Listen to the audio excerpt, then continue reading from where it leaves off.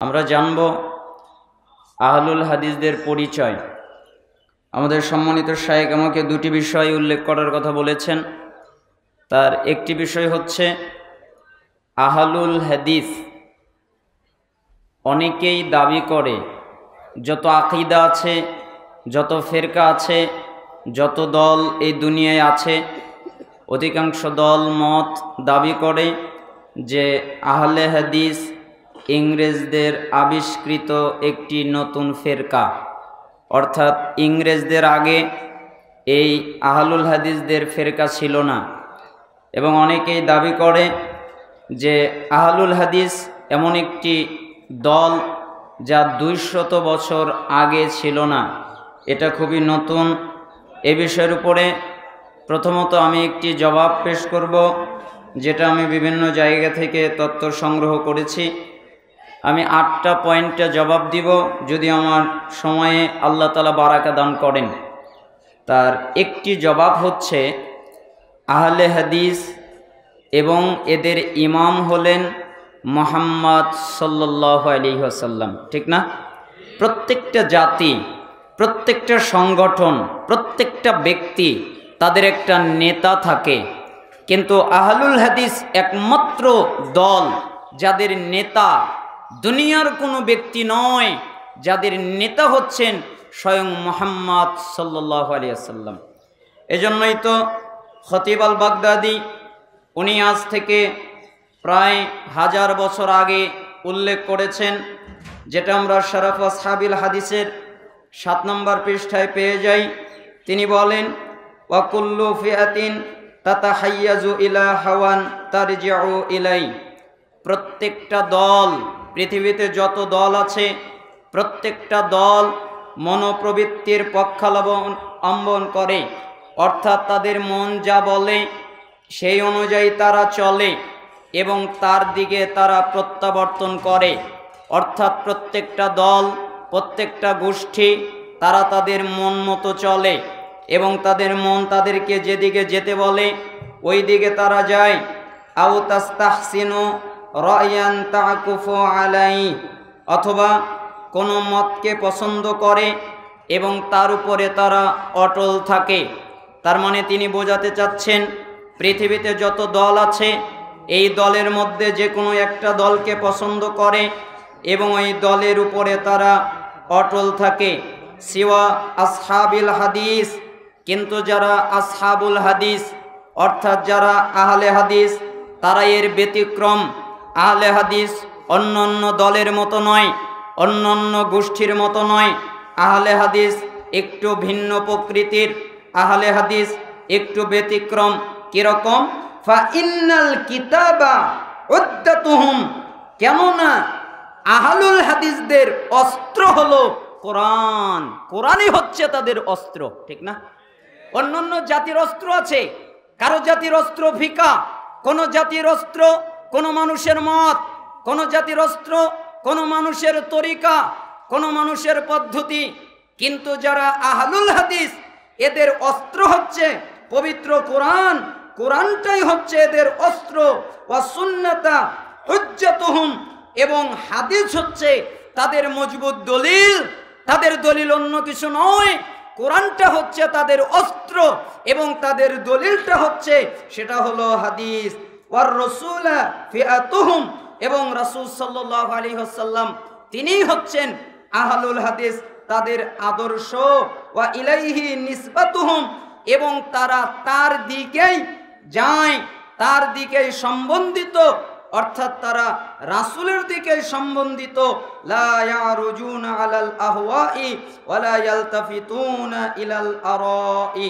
শোনো, তারা মনোপ্রবৃত্তির দিকে প্রত্যাবর্তন করে না এবং কারো মতের প্রতি দৃষ্টিপাত করে না। তাদের মন যা বলে তারা তা করে না, অন্য অন্য মানুষের মত যা বলে তা তারা করে না। এই কথা বলেছেন খতিব আল বাগদাদি শরফ আসহাবিল হাদিসের মধ্যে, যার জন্ম হয়েছে 992 হিজরিতে এবং যিনি মৃত্যুবরণ করেছেন 463 হিজরিতে। তার মানে জানা যায় আজ থেকে 1000 বছর আগে খতিব আল বাগদাদি রাহিমাহুল্লাহ আহলুল হাদিসদের কথা উল্লেখ করেছেন।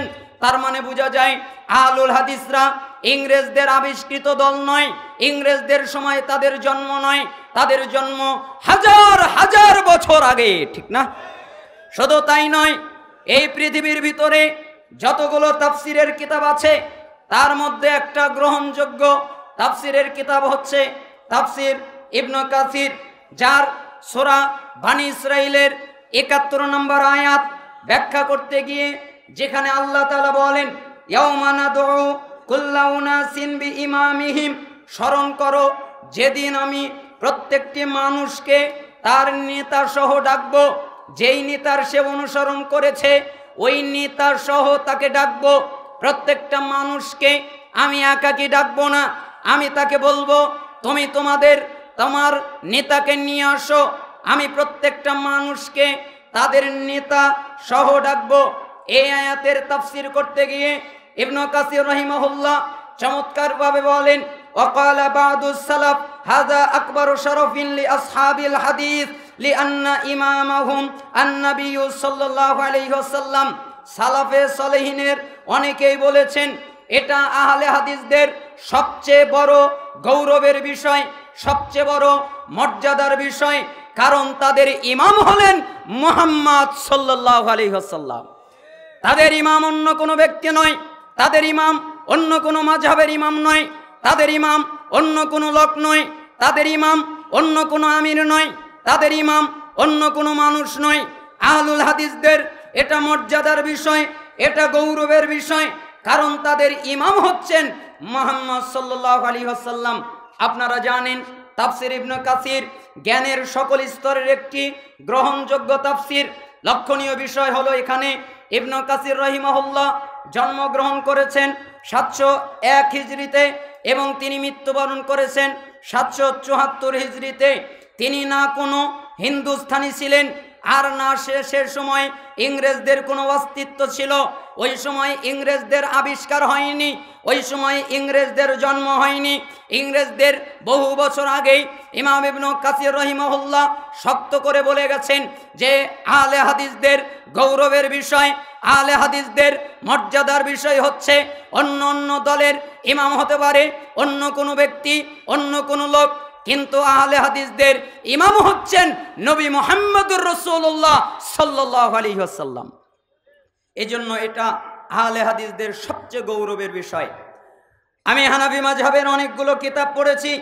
হানাফি মাযহাবের প্রসিদ্ধ একটা গ্রন্থ দুররে মুখতারের ব্যাখ্যা রদ্দুল মুখতারে ইবনে আবিদিন উনি চমৎকারভাবে লিখেছেন হকিমা আন্না রাজুলান মিন আসহাবি আবি হানিফা খাতাবা ইলা রাজুলিন মিন আসহাবিল হাদিস ইবনাতাহু ফি আহাদিন আবি বকরিন জুজাজানি ফাআবা ইল্লা আন ইতরুকা মাযহাবাহু ফায়াকরা খালফাল ইমাম ওয়া ইয়ারফা ইয়াদাইহি ইনদাল ইনহিতাত ওয়া নাহওয়া যালিকা ফাআজাবাহু ফাযাওয়াজাহু।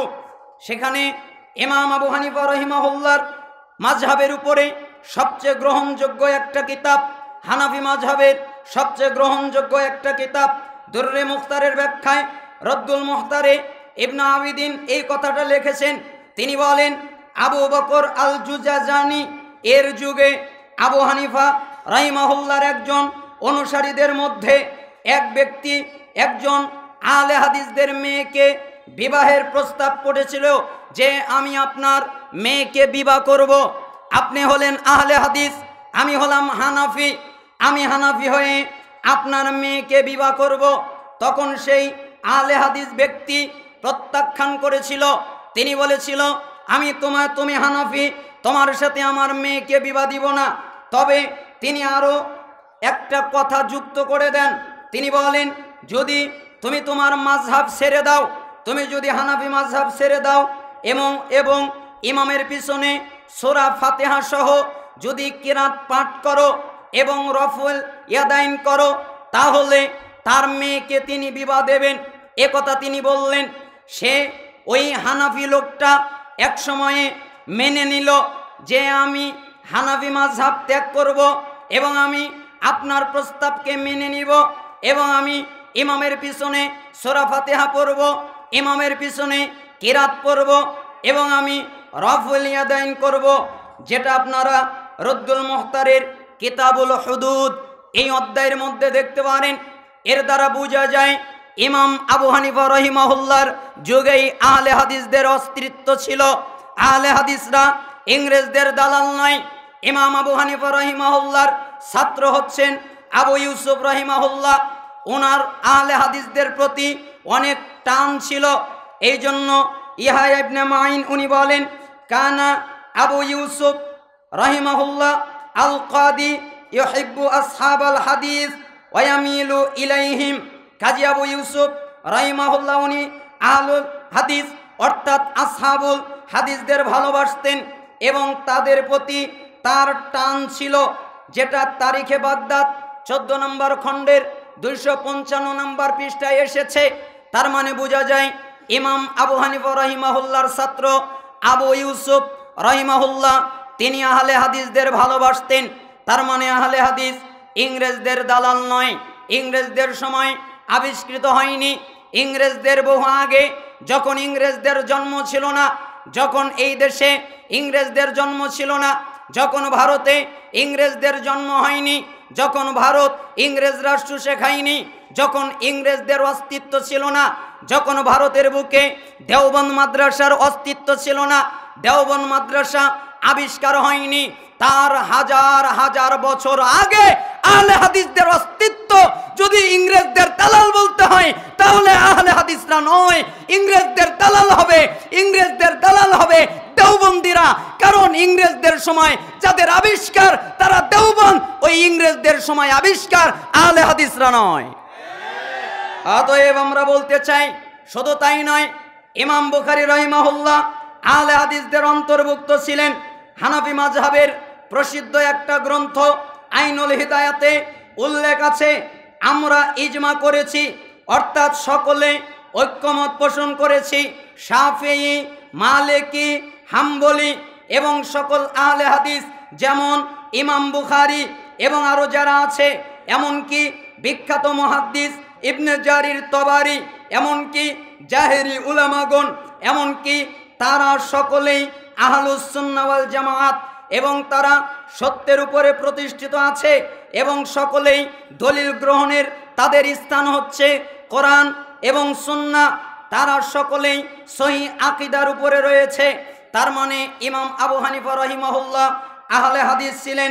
ইমাম আহমদ ইবনে হাম্বল, ইমাম বুখারী রহিমাহুল্লাহ, ইবনুল মুবারক রহিমাহুল্লাহ এর নিকটে আহলে হাদিসগণ হচ্ছেন তয়েফা মানসুরা, আল্লাহর সাহায্যপ্রাপ্ত দল। বুখারী বলেন, মুসলিম বলেন, হাদিসের যতগুলো কিতাব আছে সমস্ত কিতাবেই প্রায় হাদিসটা এসেছে বিভিন্ন সনদে, বিভিন্ন শব্দে, এক একটা কিতাবে এক একটা শব্দে বর্ণিত হয়েছে, যেখানে রাসূলুল্লাহ সাল্লাল্লাহু আলাইহি ওয়াসাল্লাম বলেন, লা তাজালু তাইফাতুম মিন উম্মতি কাইমাতান বিআমরিল্লাহ লা ইয়াদুররুহুম মান খাযালাহুম আও খালাফাহুম হাত্তা ইয়াতিয়া আমরুল্লাহ ওয়া হুম যাহিরুনা আলান নাস। আল্লাহর নবী সাল্লাল্লাহু আলাইহি সাল্লাম বলেন, তোমরা শুনে রাখো, আমার উম্মতের একটি দল আল্লাহর দ্বীনের উপরে প্রতিষ্ঠিত থাকবে। তারা আল্লাহর দ্বীন নিয়ে প্রতিষ্ঠিত থাকবে। যারা তাদের ত্যাগ করবে বা যারা তাদের বিরোধিতা করবে, কেউ তাদের ত্যাগ করলো অথবা কেউ তাদের বিরোধিতা করলো, যে তাদের ত্যাগ করবে এবং কেউ তাদের বিরোধিতা করবে, তারা তাদের কোনো ক্ষতি করতে পারবে না। আমার দলের উপরে, আমার উম্মতের একটি দল আল্লাহর দ্বীনের উপরে প্রতিষ্ঠিত থাকবে। যারা তাদের বিরোধিতা করবে, যারা তাদের ত্যাগ করবে, ওই ব্যক্তিরা তাদের কোনো ক্ষতি করতে পারবে না। এভাবে আল্লাহর নির্দেশ অর্থাৎ কিয়ামত চলে আসবে, আর তারা তখনও ওই অবস্থায় থাকবে। ওই অবস্থায় তারা সবার উপরে বিজয়ী লাভ করবে, তাদের কেউ কোনো ক্ষতি করতে পারবে না। যেটা সহিহ মুসলিম 5064, মুসনাদে আহমদ 16956, সিলসিলা সহিহায়ের 1971 নম্বর হাদিস। আপনি যদি বলেন একটা দল হকের উপরে প্রতিষ্ঠিত থাকবে, এই দল কারা? আপনি যদি বলেন এই দল হানাফি, আপনি যদি বলেন এই দল শাফি, আপনি যদি বলেন এই দল মালিকি, আপনি যদি বলেন এই দল হাম্বলি, আপনি যদি বলেন এই দল জাহেরি, আপনি যদি বলেন এই দল কাদেরি, এই দল নকশবন্দি, এই দল মুজাদ্দেদি, আরও যত দল আছে এরা হচ্ছে এই দল, তাহলে আমি বলবো আপনার ব্যাখ্যা আমরা নিতে চাচ্ছি না। আমরা নিতে চাচ্ছি যারা হাদিস বোঝে, আমরা নিতে চাচ্ছি যারা হাদিস বেত্তা, আমরা নিতে চাচ্ছি যারা হাদিসের উপরে জ্ঞান রাখে, যাদের হাদিসের উপরে জ্ঞান রয়েছে, যাদের হাদিসের উপরে জ্ঞান গরিমা রয়েছে, আমরা তাদের ব্যাখ্যা নিতে চাচ্ছি, আমরা সাধারণের ব্যাখ্যা নিতে চাচ্ছি না। তাহলে আমরা দেখতে পারবো ফজল ইবনে জিয়াদ রাহিমাহুল্লাহ উনি বলেন, সামিতু আহমদ ইবনে হাম্বল ওয়া যাকারা হাদিসিন লা তাজালু তাইফাতুম মিন উম্মতি যাহিরিনা আলাল হক ক্বালা ইল্লাম ইয়াকুনু আসহাবাল হাদিস ফালা আদরি মানহুম। তিনি বলেন, ফজল বিন জিয়াদ তিনি বলেন, শোনো, আমি আহমদ ইবনে হাম্বল রাহিমাহুল্লাহকে বলতে শুনেছি, তিনি এই হাদিসটা বর্ণনা করলেন। এরপরে বললেন, আমার উম্মতের একটি দল আল্লাহর আদেশের উপরে, দ্বীনের উপরে প্রতিষ্ঠিত থাকবে। এরপরে ইমাম আহমদ বিন হাম্বল বললেন, অতঃপর তিনি বলেন, যদি এই দলটি আহলে হাদিস না হয় তাহলে আমি জানি না তারা কালা। ইমাম আহমদ বিন হাম্বল, যার 10 লক্ষ হাদিস মুখস্থ ছিলেন, পৃথিবীর বড় বিদ্বান একজন, যার এমন কোনো হাদিস নেই যেই হাদিস তার প্রায় জানা ছিল না, অধিকাংশ হাদিস তার মুখস্থ ছিল। ইমাম আহমদ বিন হাম্বল রাহিমাহুল্লাহ বলেছেন, এই হাদিস দ্বারা মুক্তিপ্রাপ্ত দল, নাজাতপ্রাপ্ত দল, তায়েফে মানসুরা একমাত্র হকপন্থী দল, একমাত্র আল্লাহর পক্ষ থেকে সাহায্যপ্রাপ্ত দল। হানাফি নয়, শাফি নয়, মালিকি নয়, হাম্বলি নয়, জাহিরি নয়, চিশতি নয়, কাদেরি নয়, নকশবন্দি নয়, মুজাদ্দিদি নয়, পৃথিবীর কেউ নয়। যদি কেউ থেকে থাকে তাহলে তারা হচ্ছে আহলে হাদিস। অতএব আহলে হাদিসরা সত্যের উপরে প্রতিষ্ঠিত থাকবে। এই আয়াত দ্বারা হানাফিদেরকে উল্লেখ করা হয়নি।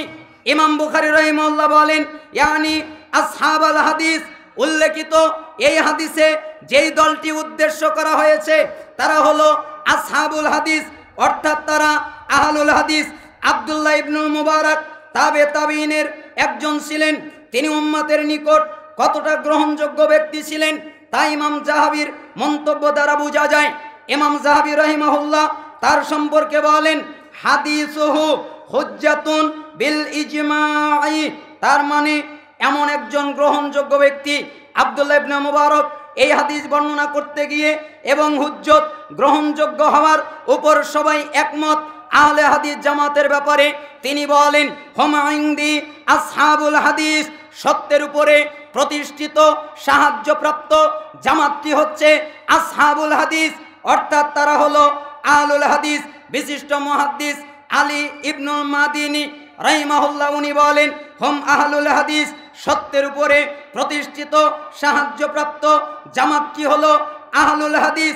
এমনকি ইমাম বুখারী রাহিমাহুল্লাহ আরও এ কথা বলেছেন। তার মানে এই হাদিস দ্বারা বোঝা যায় কিয়ামত পর্যন্ত একটা দল সত্যের উপরে প্রতিষ্ঠিত থাকবে।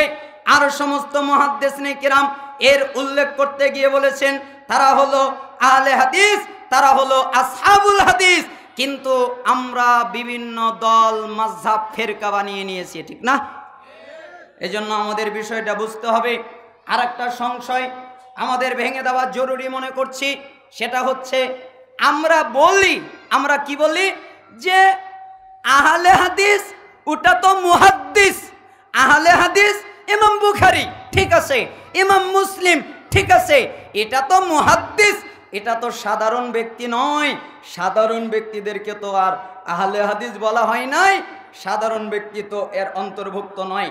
এর জবাব দিতে গিয়ে ইমাম আহমদ বিন হাম্বল রাহিমাহুল্লাহ যার কথা বলতে গিয়ে তিনি বলেন, সাহিবুল হাদিস ইনদানা মান ইস্তামিলুল হাদিস, আমাদের নিকটে আহলে হাদিস ওই ব্যক্তি যিনি হাদিসের উপরে আমল করেন। খতিব আল জামের 186 নম্বর হাদিসে সনদ সহি বলেছেন। তিনি বলেন, ইমাম আহমদ বিন হাম্বল রাহিমাহুল্লাহ বলেন, আমাদের নিকটে আহলে হাদিস ওই ব্যক্তি যিনি হাদিসের উপরে আমল করেন। হুজুর আপনি ভালো জানেন না আহমদ ইবনে হাম্বল ভালো জানেন? আচ্ছা আপনারা কি মনে করেন আমাদের দেশের হুজুররা ভালো জানে নাকি ইমাম আহমদ বিন হাম্বল রাহিমাহুল্লাহ ভালো জানে? কেন? 10 লক্ষ হাদিসের হাফেজ আপনার কয়টা? আমি একটা কিতাব পড়ছিলাম যে ইলম অর্জন কিভাবে করতে হয়, সেখানে একজন সালাফ উল্লেখ করতে গিয়ে বলেছেন, সাধারণ আলেম যেই ব্যক্তি বলবে আমি সাধারণ আলেম, তার 1 লক্ষ হাদিস মুখস্থ থাকতে হবে, তাহলে সে জ্ঞানের কিছু জানতে পারবে। তার মানে সে সব জানতে পারবে না, তাও 1 লক্ষ। তো হুজুর আপনার ব্যাখ্যা নিব না ইমাম আহমদ বিন হাম্বল রাহিমাহুল্লাহর ব্যাখ্যা নিব? আপনি বলেন যে মুহাদ্দিসরা আহলে হাদিস, আর ইমাম আহমদ বিন হাম্বল রাহিমাহুল্লাহ উনি মুহাদ্দিস, উনি বলছেন শুধু আমরা নয়, যারা হাদিসের উপরে আমল করে ওরাও হচ্ছে আহলে হাদিস। এমনকি হাফেজ ইবনে তাইমিয়া রাহিমাহুল্লাহ উনি চমৎকারভাবে বলেছেন, ওয়া নাহনু লা নানি বিআহলিল হাদিসিল মুক্তাসিরিনা আলা সামাইহি আও কিতাবাতিহি আও রিওয়ায়াতিহি বাল নানি বিহিম কুল্লা মান কানা আহাক্কা বিহিফযিহি ওয়া মারিফাতিহি ওয়া ফাহমিহি যাহিরান ওয়া বাতিনান ওয়াত্তিবাইহি বাতিনান ওয়া যাহিরান। তিনি বলেন আমরা আহলে হাদিস বলতে কেবল তাদেরকেই বুঝি না যারা হাদিস শুনেছেন, লিপিবদ্ধ করেছেন, বর্ণনা করেছেন।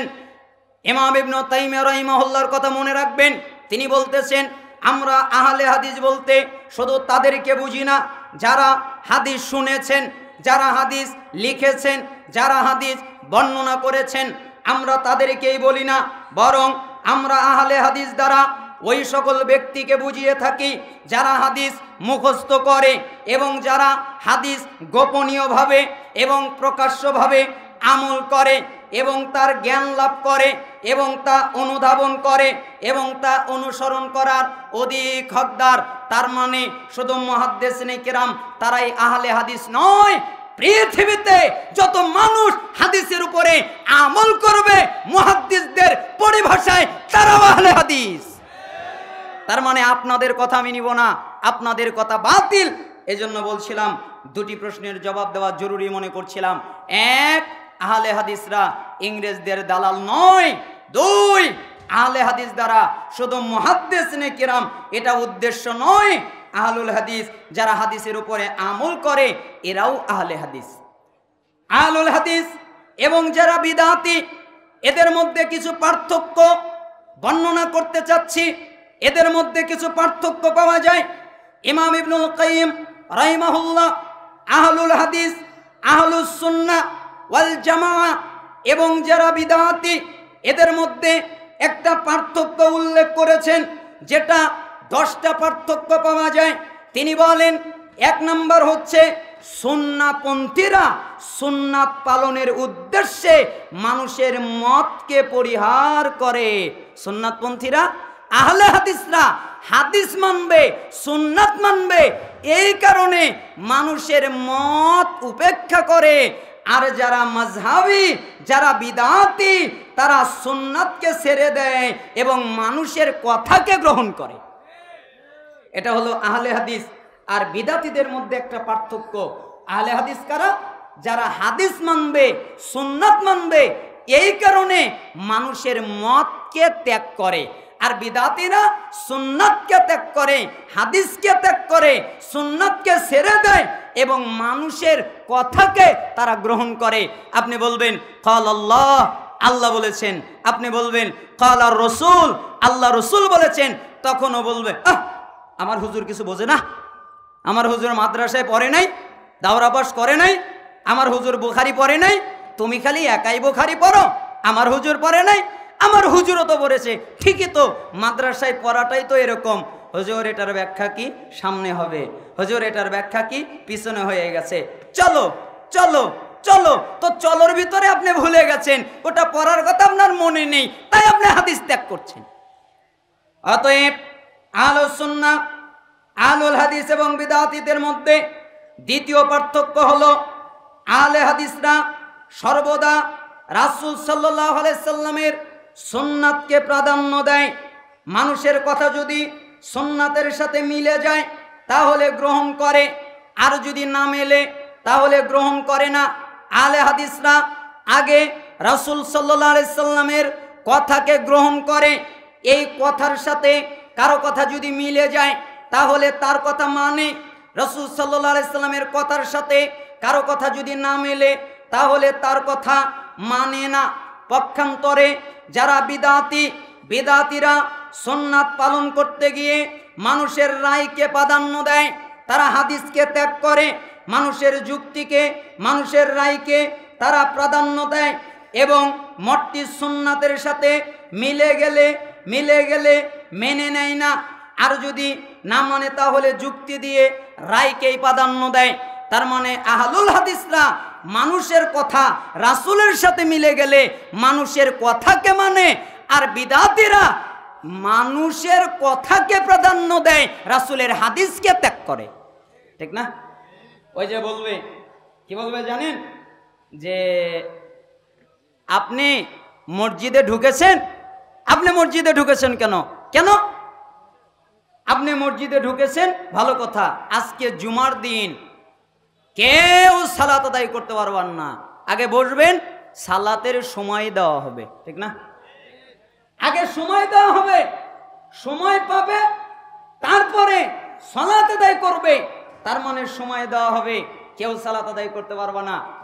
কিছুদিন আগে এক জায়গায় আলোচনা করতে গেছিলাম, এক ভাই আমার কাছে দুঃখ প্রকাশ করলেন এবং আমাকে বললেন, ভাই আমাদের একজন লোক এই মসজিদে আমি ঢুকলাম, এরপরে সুন্নাত আদায় করলাম, তাই লোকটা খুতবার মধ্যে আমাকে গালাগালি করলো, তাই আমি সালাত ত্যাগ করে বসে পড়ে গেলাম।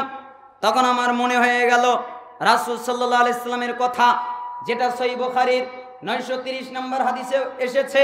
রাসূল সাল্লাল্লাহু আলাইহি সাল্লাম খুতবা দিচ্ছিলেন, এক লোক মসজিদে প্রবেশ করলো, প্রবেশ করে বসে পড়ল, 2 রাকাত সালাত আদায় করলো না। তাই রাসূল সাল্লাল্লাহু আলাইহি সাল্লাম বললেন, এই কি তুমি কি 2 রাকাত সালাত আদায় করেছো? আসল্লাইতা, তুমি কি সালাত আদায় করেছো?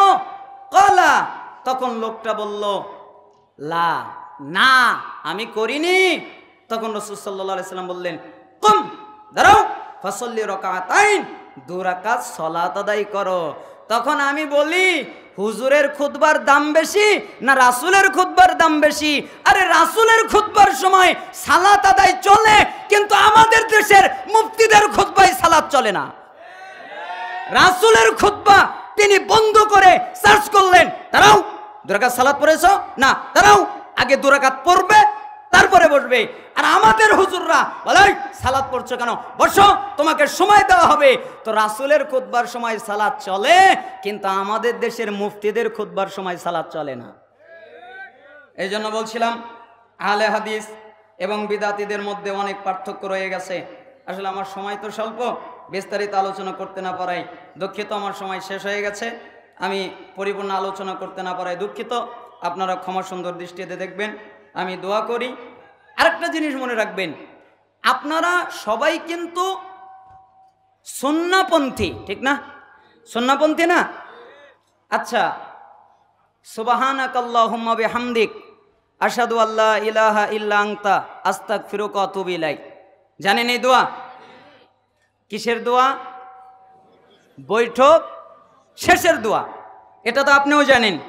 আমি যখন হানাফি মাযহাবে পড়তাম, ছোটবেলায় যখন কোরআন শিখতাম, কারি বিলায়েত তার একটা কিতাব, নুরানি পদ্ধতিতে কোরআন শিক্ষা, ওই কিতাবের ভিতরেও লেখা ছিল মজলিস শেষের দোয়া এটা। তা আমি মাঝে মধ্যে চিন্তা করি যে মজলিস শেষের দোয়া এটা, তাহলে মজলিস যখন শেষ হবে তখন এই দোয়াটা পাঠ হবে।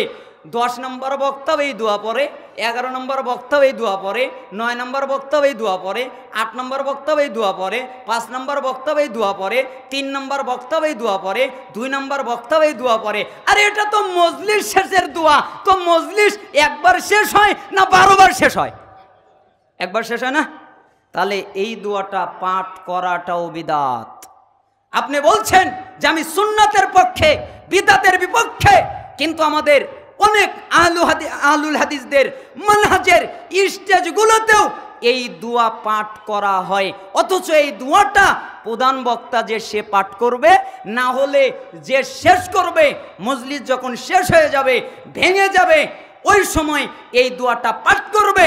কিন্তু এটা মাঝখানে ঢুকলো কি করে? কথা মনে হয় বুঝতে পারেন না, তাই না? আমার কথা অনেকেই বুঝবেন না, আমার কথা উল্টা উল্টা লাগে। আমার কথা মাঝে মধ্যে বুঝবেন না, মাঝে মধ্যে বলবেন যে বক্তা কি বললো, আমি যে গভীরে গিয়ে বুঝেছি, আপনি তো আর ওই গভীরে নামেননি। আপনি বলবেন ও জাহান্নামে পাঠিয়ে দিল, আর কি ঠেকা পড়েছে।